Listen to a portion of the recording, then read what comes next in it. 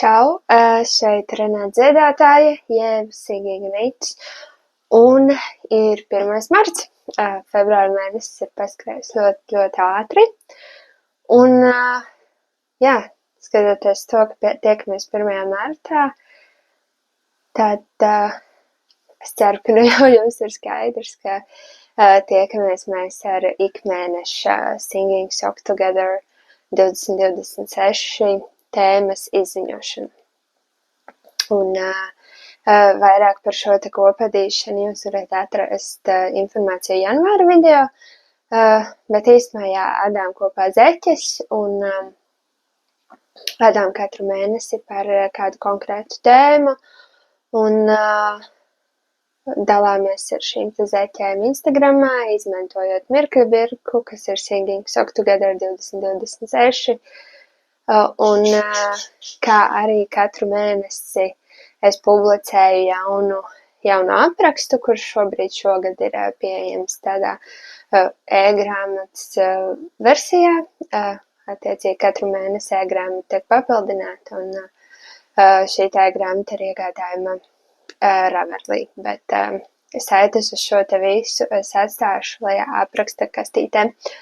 Un gribētu es sākt ar atskatu uz pagājušo mēnesi, un pagājušais mēneša tēma mums bija draudzība, un tad šeit ielikšu tagad bildes tādu mazu video retrospekciju par to, kādas zeķes tika adītas pagājušajā mēnesī.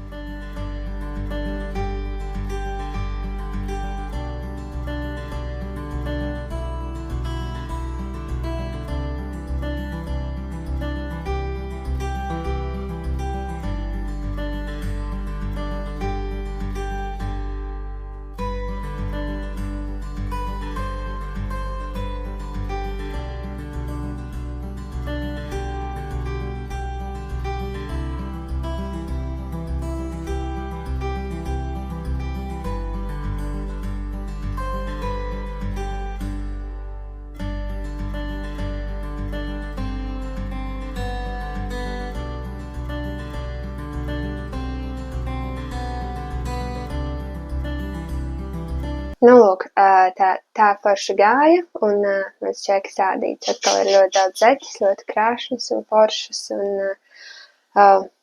ir prieks visu laiku skatīties, un man ir prieks, ka jūs dalāties ar to, kas tad ir sanācis. Savukārt, jā, ir marts, un ir laiks parunāt par marta zeķu ādīšanas tēmu, un jā, marta tēma ir sagaidīšana, un šī tēma nāk no gaiputnu sagaidīšanas, jo mēs šķiet, ka marts ir tas mēnesis, kad ārā sāk smaržot pēc pavasara, un marts ir tas mēnesis, kad mēs sagaidām gaiputnus, un jā, gaiss smaržo pēc pavasara, un dienas kļūst garākas un gaišākas, un protams, arī putniņa aizlogas čivina. Attiecīgi, jā, šī tēma nāk tieši no putnu sagaidīšanas un putnu sagaidīšanas tradīcijām un rituāliem latviešu folklorā. Un iedvesmojoties no šīs tēmas tāpa arī jauns zeķu dizains ar nosaukumu Putnu dziesmas, jo, jā, kā minēju, iedvesmojos tieši no gaiputnu sagaidīšanas, un zeķes izskatās šādi te. Kā minēju, aicinu, ne šajā video, bet iepriekš minēju, ka aicinu šogad adīt no pārpalikumiem un no tā, kas mājās jau ir, un tad arī šeit varat redzēt, ka kontrastu krāsā es pati esmu izmantojusi divas krāsas, jeb izlietoju divus pārpalikumus. Viens bija šis te, kas ir šajā valnītī. Šī te ir minīs četrīte, kas bija marumaz jārns krāsota minīs četrīte. Savukārt šī te, tad dzeltenāka var redzēt salīdzinot. Šī tā ir Ketujārns Jānas krāsota dzīve. Bet tagad nedaudz vairāk par dizainu, un, lai gan iesāku par dzīvi, tad es varētu principā arī izstāstīt vēl par to, ka kad zeķēs tiek izmantotas divas kontrastu krāsas. Tiešām ir svarīgi, ka šīs te krāsas kontrastē savā starpā, bet principā es domāju, ka jūs varat arī izvēlēties, cik lielu kontrastu jūs vēlaties. Un, kā minēju, šeit kā kontrasta krāsas man ir Ketujārnas krāsotā dzija un Marumajānas krāsotā dzija. Savukārt pamatkrāsā šeit ir tāds ļoti skaists zaļais tonis ar tādu melanžiņu. Un tā ir Arveta no Filkolanas. Un tā izstāstā. Un izstāstīšu, tā ir 679. krāsa. Speciāli atstāju, izstāstīšu tā, bet es atstāju, jo man šķiet, ka šī krāsa tiešām ir fantastiska, un gribēju padalīties ar krāsas kodu. Nu, lūk, bet, vairāk par dizainu. Tātad zeķis tiek adīts no valnīša uz leju. Sākumā ir tāds neliels rullītis no pāris labiskajām kārtām, un tad ir grieztais valnītis, viens labiski, viens krēliski. Tad ir divu krāsu bize, jeb latviešu bize, angliski būtu Latvian braid, un šajā mēnesī izmantoju mozaīkas rakstu. Mozaīkas raksts ir divu krāsu adījums, bet tajā katrā rindā, jeb šajā gadījumā katras divas rindas tiek adīts vienā krāsā. Tātad katrā kārtā tiek izmantota tikai viena krāsa, un valdziņi tiek nocelti, izadīti un nocelti, un šādā veidā veidojas šis te raksts. Man liekas, ka tā ir ļoti forša tehnika, jo īpaši tiem, kuriem, teiksim, nepatīk divu krāsu žakards vai trīs krāsu krāsa vai četru krāsu, nav būtiski, bet jo šeit katrā rindā tiešām tiek izmantota tikai viena krāsa. Un izmantoju šādu te rakstu, kur iedvesmojos no putnu spalvu rakstiem, un te ir arī krēliskie valdziņi, krēliskie, labiskie un nocelti, un šeit var dabūt šādu tā ļoti foršu divkrāsu adījumu, adot tikai vienu krāsu katrā kārtā. Un tālāk ir papēdis ar papēžu taisnodaļu un franču papēžu pagriezienu.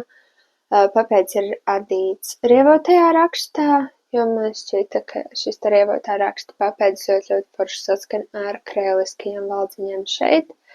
Tad tas tā pāriet, un tālāk pēde tiek adīta labiski gludi vienā krāsā, un pabeidzam ar kontrastējošu purngalu. Šeit arī man katrs purngals savā krāsā, bet man šķiet, ka tie ir labi saskan, jo šo te zeķi atdot,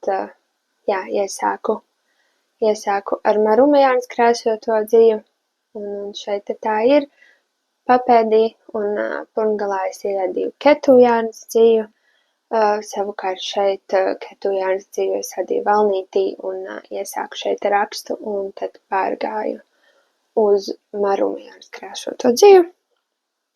Un šādā veidā es iztērēju vienu minīšķeterīti un vēl principā minīšķeterītes apjoma pārpalikumu no Ketujārnas. Šis ir Marta Zeķes, ielieku bildes arī šeit, un ļoti ceru, ka kamēr tā arī ēdīsiet kopā ar mani, un vai ēdīsiet šīs zeķes, vai izvēlēsieties kaut kādā citā savā veidā interpretēt šo te sagaidīšanas tēmu, bet man šķiet, ka būtu jauki martā padomāt vairāk arī par to, ko mēs sagaidām no sevis, vai ko mēs gaidām, kad ienāks mūsu dzīvē, un varbūt kaut ko nedaudz arī manifestēt, un nezinu, uzrakstīt papīrus kaut kādas lietas, kuras mēs gaidām vai sagaidām, un iespējams, ka tās rīt pie mums atnāks. Bet jā, vēlreiz rādu Marta Zeķes. Pašai ļoti patīk, un patīk, kā viss sanāca.